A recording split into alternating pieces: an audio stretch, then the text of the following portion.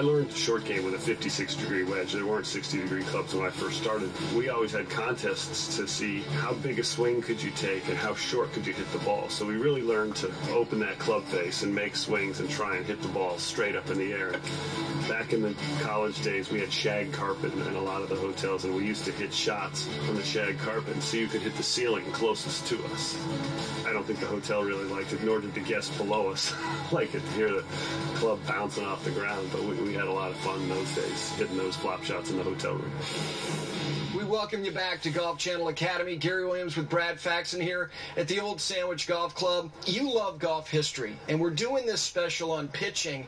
And there's a moment in a U.S. Open from decades ago that reminds you of spin and hitting pitch shots, doesn't it? Boy, back in my college days, I remember watching Jack Nicklaus and Isao Aoki play the last couple rounds together at the U.S. Open at Baltusrol. And you said you were there. Yeah. But one of the most defining moments, I think, for me watching Aoki play the 17th hole in the final round was having him take his sand wedge and clean out the grooves with his tee. And he just did it so casually, so nonchalantly. Here he was playing against the best player in the world. He didn't speak any English. And I'm going, what's he doing? And he cleaned out his grooves, and then he hit the most amazing pitch shot in there close, and it got there tight. Forced Jack to make birdie to keep the lead, didn't it? That's right, that uphill, unreachable par 5 back there in 1980. Now, conditions for creating spin. When viewers watch golf on television and they see all this spin, they want to do it themselves, but the conditions have to be right, and there are a lot of things that go into creating spin. Absolutely. Number one, let's have some clean grooves here. Grooves have been a topic of the USGA and the manufacturers forever, and the wider your groove is, the cleaner your groove is, the better chance you get to have more bite on the ball. But the other things that you need to have to create spin are a lie in the fairway. A tight lie is the best way to have some spin. A good golf ball. You can't have a range ball with a hard cover and spin the ball. You've got to have speed. Speed in your swing. Speed in your swing creates spin. The angle of approach, or the angle of descent down, and the lofted club. You'll notice how whenever you have a pitching wedge, those balls will spin a lot more than when you have a 3-iron. So loft is a huge contributor to the amount of spin. And then the difference between the loft and the trajectory, the spin loft, that's what you want to do. You want to have good spin loft here. You want to have good speed through the ball. You want to have a good lie. You want to make good contact. And I'm going to hit one of those shots now that'll be a low spinner to that back sort of pin that you love to see on television. Just like that, Gary. Well, that's pretty good. Now, that's the thing, is that a lot of folks will assume that spin can only be created with more speed when you're farther away from the hole, but that's simply not true. Right, now we've got an 80 or 90 foot, so this is a 30-yard shot. You can also, players love to hit that low spinny shot, so I can get this ball, again, good lie, back in my stance now, so you see the shaft lean forward, and that allows me to swing down at the ball more, and that's one of the conditions for spin, angle of descent into the ball. I'll keep my hands forward a little bit here. This will be a lower shot and have some spin on it too.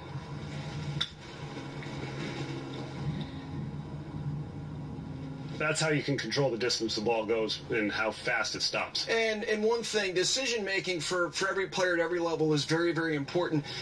You're one of the best players in the world doing this. The practicality of trying to hit shots like this, it's for a limited few, though, is it not? Yeah, this is probably advanced school, Gary. I know every player in the world would love to do that shot, but it takes some practice. It takes some time. It takes really good mechanics. So I always think it's important to have the mechanics down before you try all these fancy shots. You want to hit that high pitch way up in the air and have it land soft? Here's a tip that's going to help you to be able to do that. First of all, you got to take your most lofted club. This is my 60-degree sand wedge or lob wedge. BJ Singh showed me a shot that he uses when he has a real tight lie and has to hit it up high and land it soft. Whenever you want to hit the ball higher, you have to stand a little bit further away. When you have your sandwich and you want to hit it high, I always try and squat down a little bit lower, so I bend my knees a lot. I get the handle of the club down a little bit lower. And look at this club face. See how open that is? This is a big key to this shot. You have to open the club face before you take your grip. Most amateurs grip the club and then they open the club face and see how far to the right that's aiming. I've got this club face way open. It's almost at 90 degrees now. I'm going to adjust my setup around that club face. And BJ told me to hit it way off the toe of the club here. So I still have my weight a little bit forward, got a wider stance, and I'm going to take this club face out and open. I'm going to make sure the face goes out and away, and I open that club face up, and I can swing pretty hard and hit this ball pretty short. Look how soft that landed. That's the way to hit that high lob shot.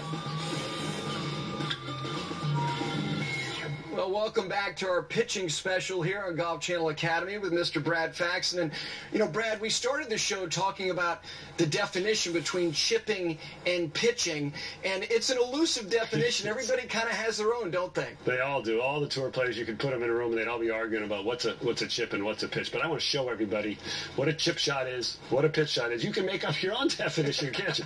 But I know that a chip shot's a shorter swing than a pitch shot. This is going to fly lower in a shorter distance than a pitch shot. Setups are very similar. Here's my chip shot. I'm going to hit this just onto the green. It's going to run most of the way to the flag. See that takeoff and how far it rolls. Now that's my 50-degree pitching wedge. I got my 54-degree gap. My pitching motion here, same nice lie. A little further from the ball, I'll have a little longer swing. One of the things I like to say when you see the better players pitch the ball, this club face, as it goes back, watch the club face, it opens up. And from behind, you'll see a cupping of my left wrist. And notice the club face over here. It's on the other side of the shaft. This would be normal. Now I've got the club face that's so open, that's going to help to get the ball up in the air and allow you to swing even harder to hit the ball with a little bit more spin and a little bit more trajectory. So watch the opening of the club face here on the backswing. That's nice contact there. Mm-hmm.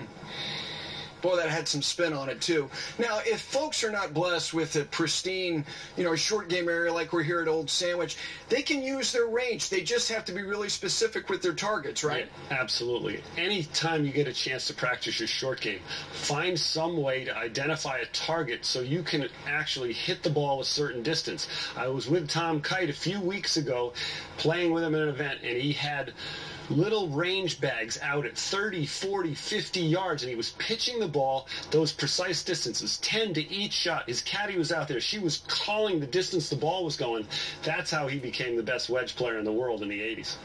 And one of the things that I know you see with amateurs, that everybody loves to rip the driver, but the idea of where you save shots, how you get your handicap lower, it's all right around here, isn't it? It's definitely around here, and there's nothing better than ticking off your friends by having a bad ball striking day and shooting a lower score and beating them because you persevered, you had great short game, you chipped and pitched the ball unbelievably well. And there's nothing more frustrating than seeing somebody make a par coming out of the woods every time they pitch the ball close. Yeah, and if you were going to say one last thing to all the viewers with respect to pitching the ball and gaining confidence, and the one key with respect to fundamentals, what would it be? Well, definitely when you're pitching the ball, you have to have your weight forward, and you can't be backing up on the downswing. We talk about that knee drive and the head backing up and the handle leading too much. That's the key to making bad contact. If you want to make good, solid contact, try and feel like the head of the club and your chest are the first things to go forward, and that your weight's left, your shoulders opening or open and opening on the follow-through. It's funny, when you were talking about what you do with your friends, you think about Seve Ballesteros. That's a Hall of Fame career, and we saw him for the first time in 1976, hitting shots that you're going, oh my gosh, how's he doing this? It's all shots around the greens, pitching, chipping, and putting. He was unbelievable. I played him in the Ryder Cup in 1995 in a team match, and he hit 2 fairways, but he was in contention on every hole. It was awful. Well,